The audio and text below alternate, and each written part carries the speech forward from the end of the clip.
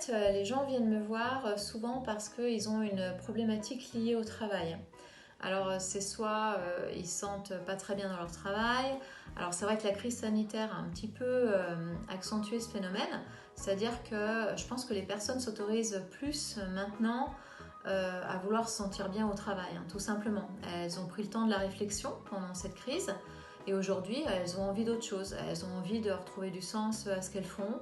Elles ont envie de se sentir mieux. Et du coup, voilà, elles peuvent faire appel à un coach pour cela, tout simplement. Alors en fait, ça touche un petit peu tout le monde, hein. C'est vrai qu'au départ, quand j'ai créé mon entreprise au niveau du coaching en transition professionnelle, je me suis dit, bon, je vais avoir surtout des personnes voilà, de 40, 50 ans qui voilà, ont déjà fait une première carrière et qui ont envie de changer de métier, qui ont envie d'aller voir autre chose. Et alors en fait, pas du tout. On a aussi des personnes jeunes, des personnes même de 25 ans parfois, 30 ans, qui en fait ont fait des années d'études. Finalement, elles ont fait plus d'années d'études que d'années au travail. Et elles se retrouvent derrière leur ordinateur et à se dire, mais au fait, j'ai fait tout ça pour ça. Mais finalement, voilà, c'est pas du tout ce que j'imaginais. Et du coup, on peut aussi avoir des personnes jeunes. C'est assez marrant. Mais du coup, je trouve ça plutôt sain, c'est-à-dire rapidement de vouloir faire quelque chose qui nous plaît, tout simplement. Et puis, c'est pas forcément le salaire qui prime, mais c'est tout un ensemble de choses pour être bien au travail.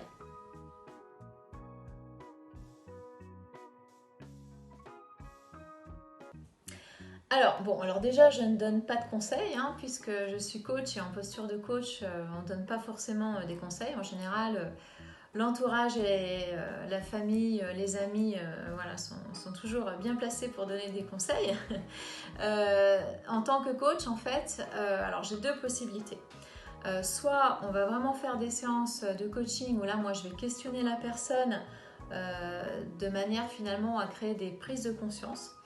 On dit souvent qu'un coach, en fait, c'est un agitateur de prise de conscience.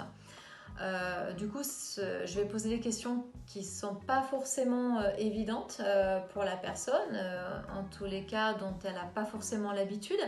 Du coup, ça va la faire réfléchir différemment et elle va prendre conscience de certaines choses, elle va reprendre confiance déjà, elle va peut-être revoir un petit peu ses croyances limitantes et donc ça peut débloquer pas mal de choses.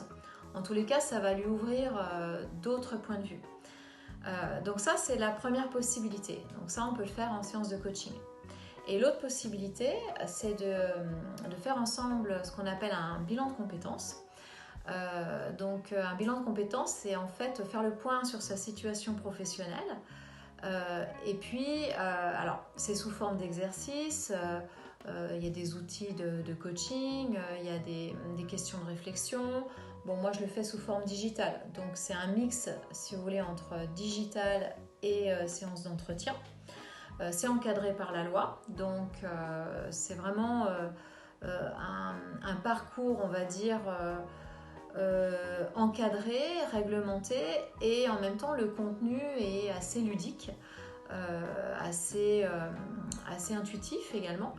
Et donc, il peut être finançable par le CPF.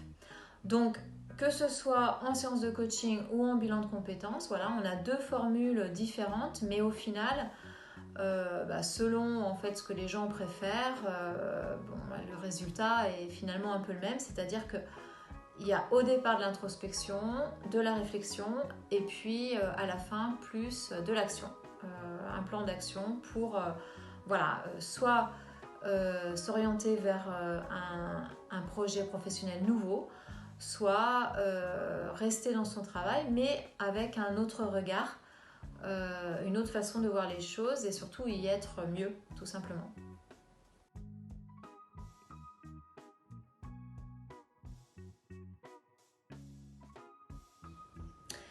Alors, d'après ce que me disent mes clients, en fait, mon bilan de compétences est plutôt ludique, donc avec des outils assez originaux. Vous allez par exemple dessiner votre arbre de vie. Voilà, on fait du photolangage également. On peut même faire, si on fait une séance en présentiel, un coaching en plein air. Donc voilà, c'est assez varié. Ce qu'on me dit aussi, c'est que le fait d'alterner entre vidéo, entretien, questions de réflexion chez soi, ça permet d'avoir quelque chose pareil de très diversifié et on prend le temps aussi de la réflexion. Les séances sont toutes les 15 jours, donc ce qui vous laisse assez de temps pour faire le module. Et puis en même temps, c'est pas trop éloigné non plus entre les séances, ce qui donne quand même un rythme qu'il est quand même important de garder. Voilà, donc ça veut dire qu'entre 2 et 3 mois, votre bilan il est terminé et vous avez quand même normalement pas mal avancé sur votre sujet.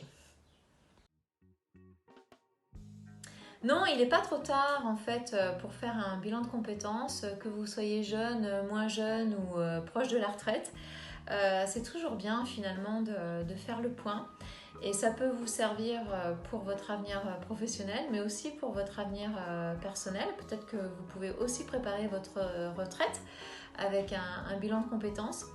Donc il n'est jamais trop tard.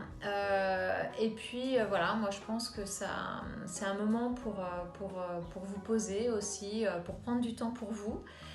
On a la chance en France aussi d'avoir des possibilités de financement via le CPF, donc profitons-en pour se développer, que ce soit personnellement, professionnellement. Il n'est jamais trop tard.